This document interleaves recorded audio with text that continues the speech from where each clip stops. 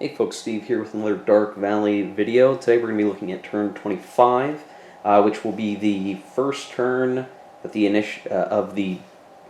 first turn of the rest of the game that the Soviets will have initiative every turn, which will give them an edge as they seek to push the Axis out of Russia. Before we get started, I wanted to take a couple of minutes just to do a quick review of things where we're at in terms of, non-Dark Valley stuff. So thanks to everyone who's asked me questions on my 500 subscriber celebration video. If you didn't watch that, I basically said, if you got questions for me, about me, things I can talk to for the hobby, to put in the comments of that video, and I'll collect them all up. I will answer them in a follow-up video on camera and go through that. So thanks to those who've asked the questions. If you didn't ask a question yet, there's still time. I haven't done the work for that follow-up video yet. I'm going to be looking to do that maybe next week. Want to give folks some time. So we'll be looking at taking care of that. I also played Arquebus this past weekend, I guess it was, and we're over this holiday week. This past week we had on New Year's Eve. I had a friend over, and he and I played Arquebus from the Men of Iron series from GMT. We had a lot of fun with that and trying out the system. I liked it. I want to do a review video for that. I'm not sure when I'll get to it. I would like to do it soon, so that may be coming in the near future. I don't know if I'm going to do a lot of coverage for that game itself, because I've already put the game away, but I can bring it back out and do some coverage. But I think an in-depth review in the style of my old reviews will be just good enough to kind of get folks familiar with what the game's like. Since I have played it, and I played it opposed, and I can get right into it. Because of me playing Arquebus, I did move the game table here up against my side wall, so games are all over here. I've got some windows on the wall over here, which has changed the lighting a little bit just because of the way I have the wall lamps arranged.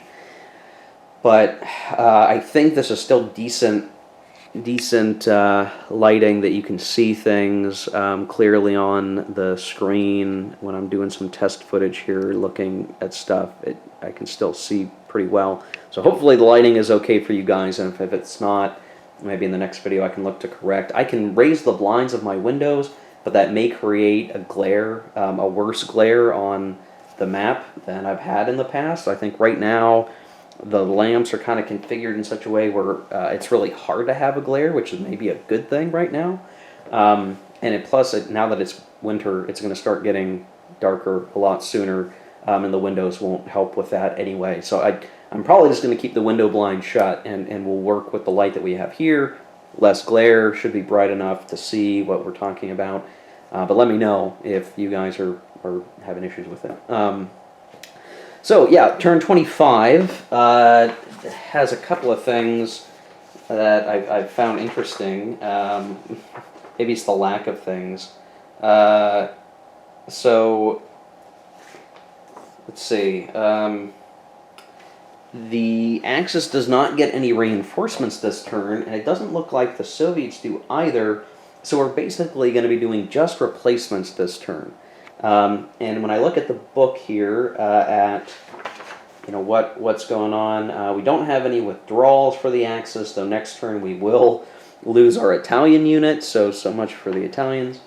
And for the replacements, basically, and I'm looking at the rulebook right now, turns 25 to 37, so a good chunk of the rest of the game, we are going to receive the following German steps per turn, which is interesting. This is like, for the first time all game, we're entering a phase where we're going to get like regular reinforcements pretty often. I mean, I guess looking at this page, turns 13 through 17, we got infantry steps, a number of those per turn, but now we get, a fair bit here. So it's 2 Panzer steps, 2 Panzer Grenadier steps, and 4 infantry motorized steps. That's actually pretty good, which is funny because if you're trying to figure out right now what is the situation globally. Well, the Allies are, I think, working on their invasion of Italy here, hence the Italian withdrawal next turn. But we're getting, to me, it feels like more manpower than we've gotten in a long time. And so I guess, for our purposes here playing the Dark Valley, these are welcome replacements for the Germans because they will probably need them.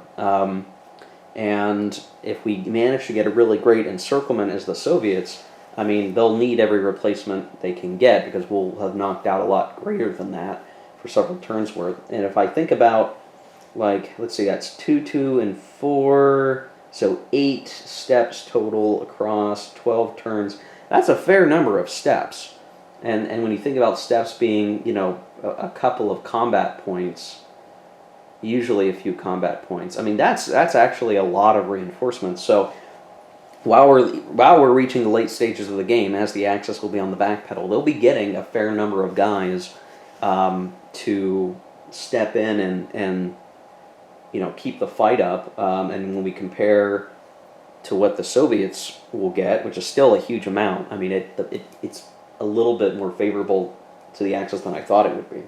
So what I need to do is go through and do the replacements for both sides. Again, no reinforcements. At least I'm pretty sure there's no reinforcements. I'll double check the counters, but I think we'll get more next turn. If I look at the schedule on there, what's on the map right now, and there's more Soviets in a bag, but not for this turn. So I'll do the replacements, and then we'll do strategic movement, and when we come back, we'll start looking at the action phase again.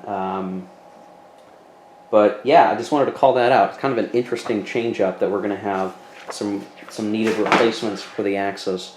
So yeah, I'll be right back. Okay, so replacements are in for the Axis. That ended up being pretty valuable because we were able to get some Panzer Grenadier unit on the board, eliminated infantry corps back on the board, and fix some of our hurt Panzer units on the front line. So that was pretty good. The Soviets had a fair number of replacement points, but I didn't roll real great for the die roll portion of the replacement race. I ended up with 29, which again seems like a lot, but then when you look at I need to replace some of these guard units, but also fix some of our other injured units behind the line. I didn't get everything topped off, unfortunately, and so depending on how aggressive we are, we'll just have to be careful about where we're pushing, where we're willing to take a step loss. But the clear thing now is, if I want to be hurting the Germans quite a bit, I need to be trying to take out those step losses per turn, or else they're going to get, the Axis could get topped off, right? We want to try to avoid that, and so it's that new appreciation of the Axis replacement rate now, knowing that they're going to get a fair bit for, a good chunk of the rest of the game, not the entire rest of the game, but a good chunk of it, means we'll have to be very careful as the Soviets. So we need to encircle stuff for sure, but we'll also need to hammer the Axis well enough that, okay, they can replace a Panzer unit a turn. We need to make sure that doesn't matter, because we're eliminating that many more, or we're shattering enough of their situation that we can make it so they need every step just to stay in the game, right? So something I'm thinking about. I didn't get every super strong guard unit topped off, but that, I think what we have will be sufficient. Obviously, we've got a lot of force coming in here, and that's what's going on. For the action shit recipe for the turn, here's what we got. So logistics as usual, and the Axis has move or combat, 2 of those, and they get to pick 2 Panzer armies, and I've again picked the 2nd and the 4th, again because I think they'll be needed to shift things along the line and ensure that we can react and move guys as needed. Just trying to fix couple of things from when I moved the table. There we go. Okay. So, yeah, the move or combat, and since they're not going first, those chits will be in the cup, so they'll at least be able to just decide, hey, do I want to move right now, or do I want to combat? I don't know how much they're going to want to combat at all these days, but we'll see. And again, those Panzer activations to help move things around. We still have Manstein, and I think I should use him this turn because I'm going to get him a few turns later again, and the second time we use him, we'll simply go to 1944, which will be then represented by Model. Model, I think is how that's pronounced. I'm not sure. But basically, now is probably the time we want to use it so that we don't lose the opportunities to use him. The Soviets similarly just get their Stavka marker as usual, move, combat Stavka Zhukov, and deep battle. So we still kind of care about where all of our headquarters units are and where we're applying that pressure to the most value. I think the Soviets are going to have to just use their move chit for sure. I don't even think it's a question because they need to, one, move their HQs to be a little more effectively to position them better since the front lines are advancing. We also need to just advance our front line to meet the retreating Germans, and then the rest of this stuff, besides Manstein, which will go in the asset box, and Stavka, which will go in the asset box.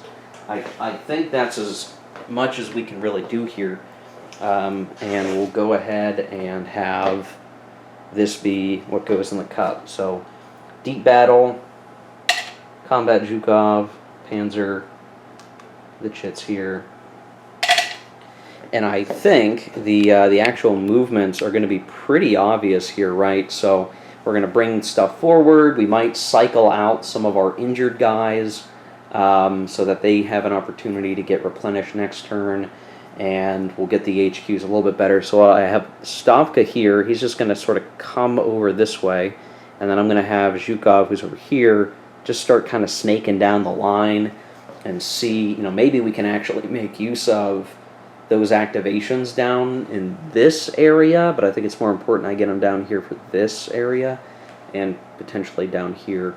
He's got a smaller range, so it may not matter as much, but I think that's what we ought to try to do this turn. So, okay, I'll put a cut here, and when we come back, I will have completed the Soviet move, and we'll start drawing from the cup.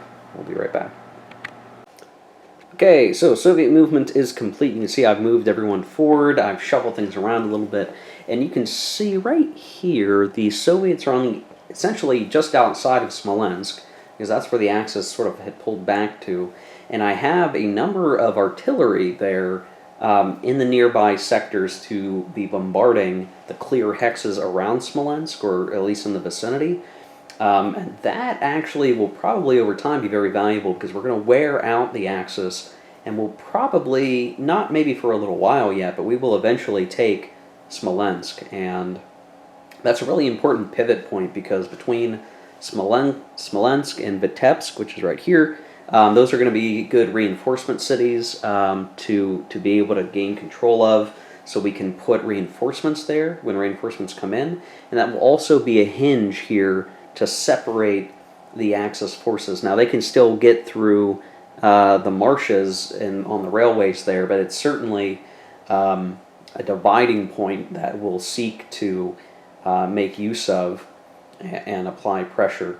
I did move the HQ, so the Stavka HQ came down this way a little bit just to help activate this whole area over here, and Zhukov is working his way down here. Probably won't need to do a whole lot here. It won't be able to do a whole lot there, but I'm at least sending him down that way, and not quite in range to do a lot of damage where he is at right now, but he'll keep moving as we can actually move, I guess. When the next activations start coming up, he'll continue to head southeast and just get those activations going down there.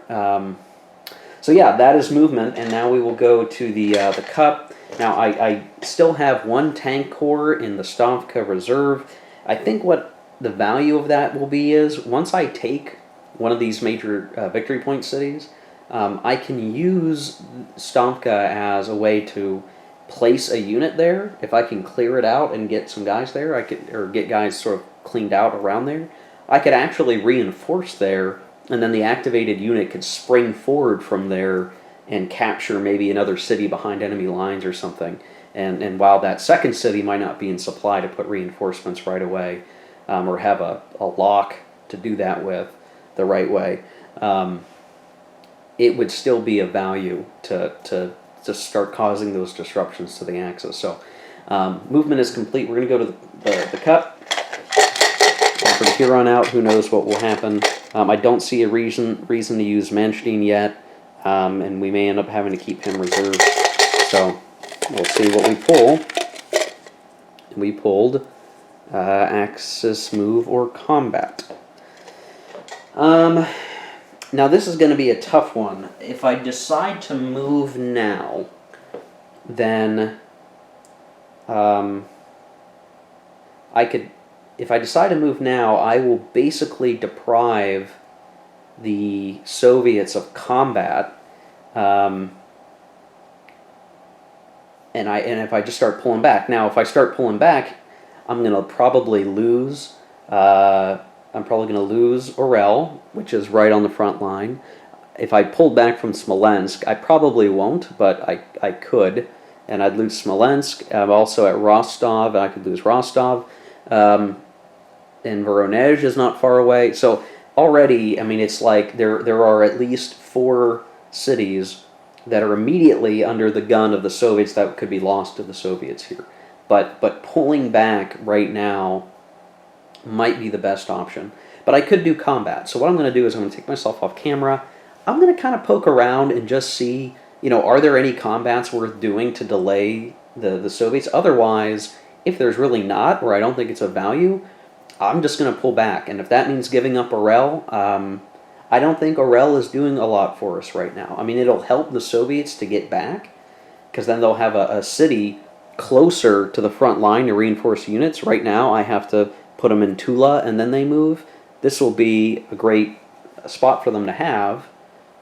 I'm less wanting to pull back and lose Voronezh or Rostov, because those are even better. It's even because over here, like if the Soviets, I should explain myself. The Soviets reinforce. They're either back here, over here, or down in Krasnodar, right beyond my finger, and it takes some time to get units forward. But if I give up Rostov or Voronezh, then they get to skip all those hexes of movement to get guys to the front line.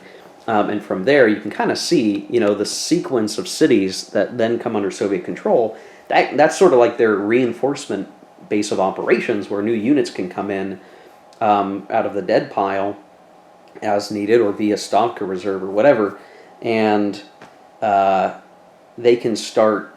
It's just easier for the Soviets from there on out, because they have a major city to operate out of. So I may have to just give up Orel, or maybe I can hold Orel for a turn and begin pulling back here. I think the main thing is, like, if we pull back, we will save steps of German losses, and if we can manage to avoid losing very many this turn overall, next turn we'll get more reinforcements, and we can fix up some of our dead pile. So, man, I'm just thinking through what to do here. So I'll do a quick double check. I'll look down the line. Are there any attacks that make sense? I suspect there won't be.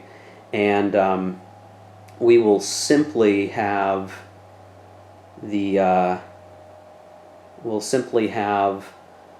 our forces move and start to pull back, I think, if there's no attack. So I'll take myself off camera, I'll work through that, and then I'll conduct those movements, and we'll see what the map looks like at that point. I suspect it will be very, very different, but we'll see.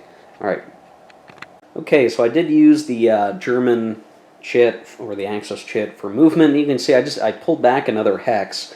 I've basically abandoned Orel. So it's there for the Soviet taking. They can go ahead and plop themselves in there. To me, it was either pull everything back and leave guys in there only to be destroyed in the next attack, or pull everybody back. And at this point, I think I'm okay to just pull back. Now, the only thing is, because we're pulling back, if you want to think of this like a rubber band, or I don't know what the right way to look at this is, but pulling back pulls on this thread, and I had to kind of shift some guys around here to keep it in okay shape, because I still want to hold on to Smolensk if I can. I don't want to lose that. When I pull back here, I got some slack in the rope by coming back this way, but it's a real question. Should I have pulled back even more? And I think starting on the next go, the next turn, that the axis can really move a lot. I think we will want to pull back a fair bit. But at least for now, just making sure, with the movement that we do have, the movement speed that we have, just coming back 1 hex will hopefully mean that all the combat shits for the Soviets will become largely wasted, except for those up here where they'll get a few attacks off. That fortified zone marker is on its improved side over here, but at this point it's not doing a whole lot for us. And it really doesn't matter for me to pull units away from here, with it being more defensive, to attack elsewhere, because at this point there's nowhere to go except to continue marching forward. So the axis has retracted a bit, and we'll go to the cup and see what we get next. And we got logistics. Well, I can tell you everybody is fine for logistics. There are no supply issues, so we will simply go to the next cup very swiftly here, and we get... Great. Axis combat. Well, not that there's a whole lot to be done. There's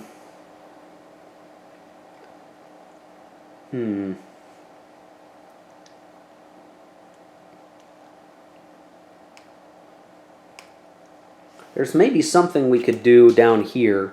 If we used our air to bombard, and then maybe attacked across the river or something, and attempt to clear that unit and the artillery there. I'll have to look in the rules to see what happens to an artillery unit if the hex is taken. If it means eliminating the artillery unit, that might be worthwhile just to keep it from pinging us, but I doubt it will be of much value, because I was trying to figure out, are there any attacks to do? No. I don't even know for the rest of the game if the Axis will ever have attacks to do, unless it's as a part of a counterattack to attack an exposed unit that the Soviets have mistakenly advanced or put out there in danger.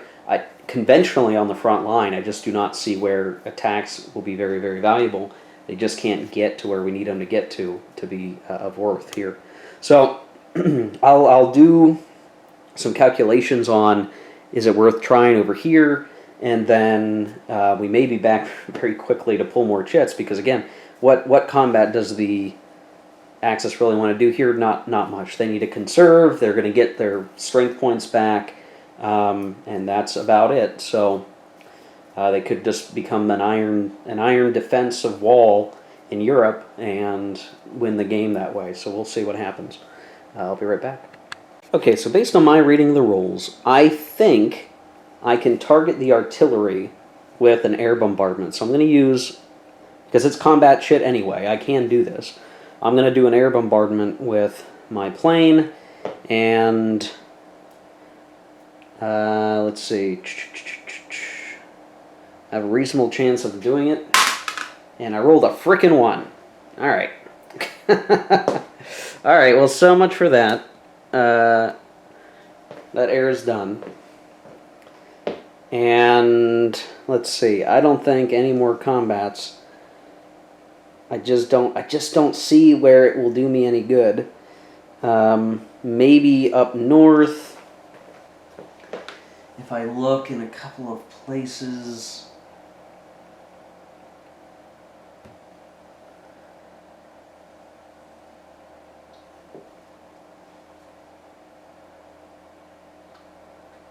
No, I just don't see it. Okay, well that's it. I'm not going to do any attacks with the Axis. I thought about maybe doing something up here. And there's maybe one okay attack to do there, but if I lose units there, it's just, I don't think it's worth it. So I'm going to go to the cup, and we'll just see what happens from here on out.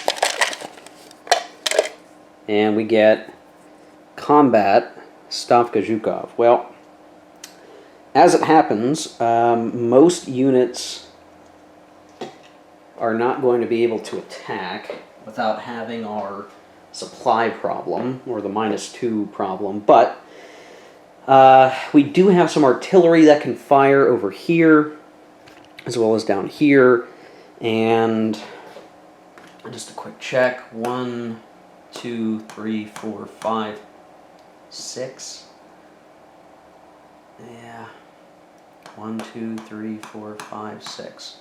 I moved the Stavka just a little outside of the range that it's worthwhile attacking.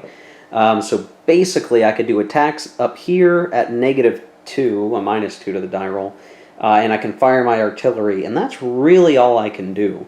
But that's a fair amount anyway, so I think we'll look at doing that. I'll take myself off camera, I'll do some die rolls for the artillery, I'll see if there are any attacks along that northern front worth trying with the -2, and then we'll come right back to the cup. Now this is the interesting thing, right? It's like, well, is this turn being valuable for the Soviets? Well, we're forcing the Axis back, I guess, and that's worth something. We're gaining something, but all of our efforts to do a real big crack in the Axis line, sort of like we did last turn, aren't manifesting due to that move-counter move.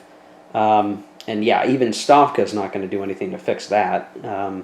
Wouldn't be doing anything to fix that. And so, yeah, just, it is what it is.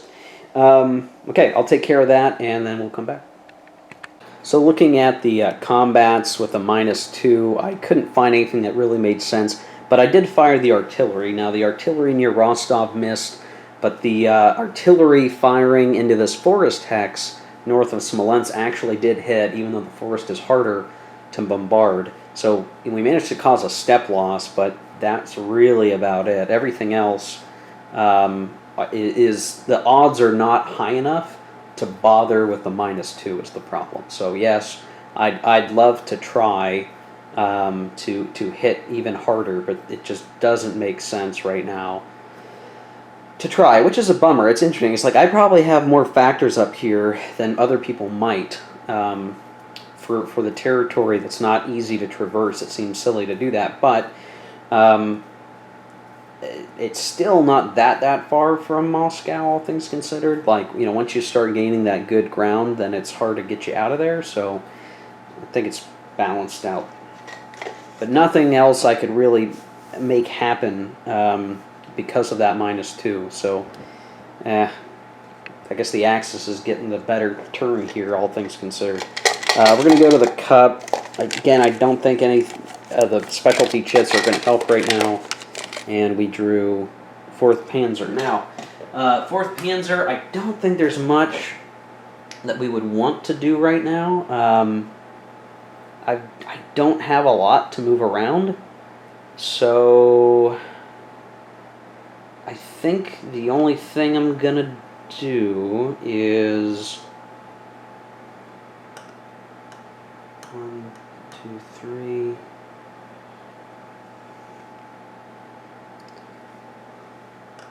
I'm going to move the actual HQ a little bit because further up this way, because eventually Smolensk is going to be taken, and I need to have an HQ there to activate the units to sort of, you know, get moved around. So at this point I'm using the HQ as just, hey, I expect this part of the line to be hit hard, and I need to be able to move you around a little bit.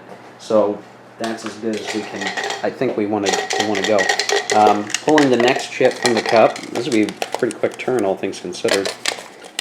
And we got the deep battle. And again, that retreat back as the Axis has just really caused a problem here. Now, what we'll probably be able to do is close with the enemy with this deep battle chit, because we can say, okay, there's no combats, but we will move, and we'll be able to put the line forward a little bit and go ahead and take Orel. So I think I'm going to do that. I'm going to take myself off camera and just double check the situation with deep battle. We'll probably pick Stavka, we'll advance into Orel, and we'll have at least made some ground there. So I'll be right back. Okay, so this is now after deep battle. Really just use that, as you can see, units that were in range to be activated by Stavka. moved forward, and that's really all we could do. So we sort of moved forward a little bit. We were going to have to fix this next turn, I guess, because ultimately the Stavka marker is not going to make a difference for us at all here. So again, we're pretty much going to just call that one a dud move. Now the next chit, the last chits possible, are the second Panzer and the Manstein chit, and the question really is now becoming like, what can we do? What do we want to do that can keep the situation in good order? Maybe what we could do is we could say let's use Manstein and maybe pull back over here a little bit away from these guys. But what's going to happen is it's just going to be a matter of whether or not the the Soviets will choose to attack as their first chit next turn. It's entirely possible they will, because it's like, well, do I just move over here and meet the line, or do I attack where I can and hurt them anyway and move later? So sacrifice moving and then attacking down here to attack along this line. So I could try to pull back to the best of my ability with Manstein here, and that could work. So I need to ponder, but I wanted to record a little bit of what I'm thinking here, because it really is now a decision of, do I pull back now with Manstein a little bit to get away from these guards over here and buy some time, or do I hold it for a future turn and maybe just give up the initiative here, because the Soviets are either going to have to move next turn or they're going to do combat next turn, and either or, they need to do something to get closer, but this might be their opportunity now in next turn to do some attacks and further smash the Axis line. So got to figure that out. I'm going to take myself off camera, and when we come back, I will have decided to do something with that, with the 2nd Panzer activation and Manstein, and we'll see what happens. Okay, so I used the 2nd Panzer activation and Manstein both to pull back away from the Soviets. So this will require them, if I'm thinking about this right, will require the Soviets in the next turn to use their first initiative chit to advance with a movement, but then that still opens up the possibility for another Axis movement before they go. So I figure those are the best odds that we can hope for here. And again, so using Manstein means he's going to go 2 turns ahead on the track. And when we use him there, then he'll go into the 1944 turn track. And again, I don't think Stavka does anything to change the situation, so we're not even going to use it. There's only 1 unit in the Stavka reserve, so there's not much I can even do with it, really. But it's funny, like, both sides kind of have a lot of their units on the map, period. So just keeping things in good shape maybe isn't overly hard, but there's just not a whole lot of units to go around. The more I shorten my line, probably the better. So really, what I think needs to happen now, I've moved back a hex. I need to use my next opportunities to pull back this way as much as possible. Maybe try to hold and only come back like 1 hex at a time, but these guys need to come way back. And if I can shorten the lines down that way, I should have enough per hex coverage to be in okay shape. I'll have to give up Sevastopol. I'll have to pull back behind the Dnieper River. But at this point, that's all I can really do. And really, the rivers are going to be no problem for the Soviets because they have those bridgehead markers. So it just seems like at this point, I should pull back. And that's really the end of the turn. I should point out there's really nothing more to be done during the attrition phase. What I'm going to end up doing is, I'm going to have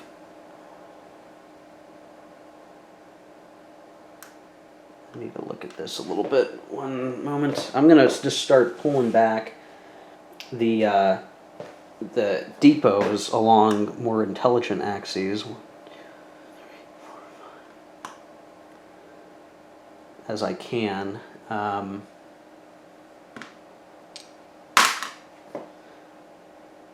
Because really what I need to be able to do is not get them caught off guard here.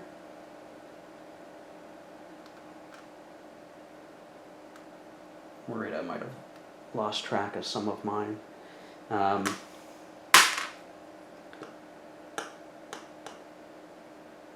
Because what can begin to happen is you actually have, as you fall back,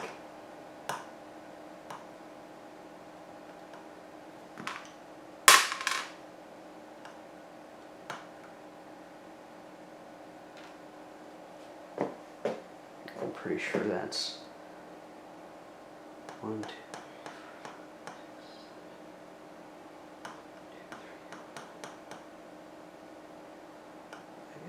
Keep him here. 1, 2, 3, 4, 5, 6, 7.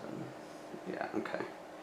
I want to start pulling these guys back because I think it is possible for supply depots to be encircled, and if they are encircled and are destroyed, then they're gone for good. Where if an enemy just enters into their hex, I think you can push them backwards along the rail line. So I just want to pull them back a little bit to make sure that they don't become encircled. But other than that, I think that's going to be the end of the turn. Yeah, German air supply, Axis depot. Right now the victory points are at 34 with the Soviets taking back Orel this turn. The Axis has plenty of room to spare in terms of losing victory point cities, so at this point I could give up Voronezh, I could give up Rostov, I could give up Stalino, Kharkov, and so on without it really being that big of a deal. I'm going to have to give them up at some point. I mean, we're not going to reach the end of the game in the same positions we are now as the Axis. That is just not how this game is going to go. I will have to start retreating and try to do it in good order. And so the idea maybe should be try to pull these guys back, get a shortened line, and then once they're over here, I can start wedging these guys sort of retreating back. Because it could be like from Leningrad down to say like over here. That's a really long line. That's still a really long line. I probably don't want that. What I want to do is maybe hold over here from this hex to that hex, and this line is shorter and is better probably for stacking purposes. So it can't just be I pull the right wing back, the southern sector, Army Group South back. I have to kind of pull them back each, if I'm looking at it in two halves, kind of, and my pivot point right now being Smolensk, I have to pull back each wing in such a way that I'm retaining as short a line as possible while not giving up too many victory point cities. In the interim, as I do that, I just need to stay ahead of the turn requirement to avoid Soviet victory. And if I can return, hey, if I'm retreating back to Germany or the Carpathian Mountains with a full complement of German units just in every hex with decently strong combat factors, then I might be able to hold there and then win the game. We're going to have to see how it goes. So, okay, I think that does it for this video. That's the end of the turn. We'll be going into turn 26. Next turn, it'll be a mixed weather turn, so that'll kind of hurt some things. And each side are going to get a little bit of reinforcements. So really, it's the Germans are going to get some reinforcements, and the Soviets are going to get some unit conversions, which we'll have to see how that pans out here. Thank you for watching. I hope you enjoyed this video. Just another video in the very long series, and we'll keep it going next time. Until then, keep on gaming, guys. Take care.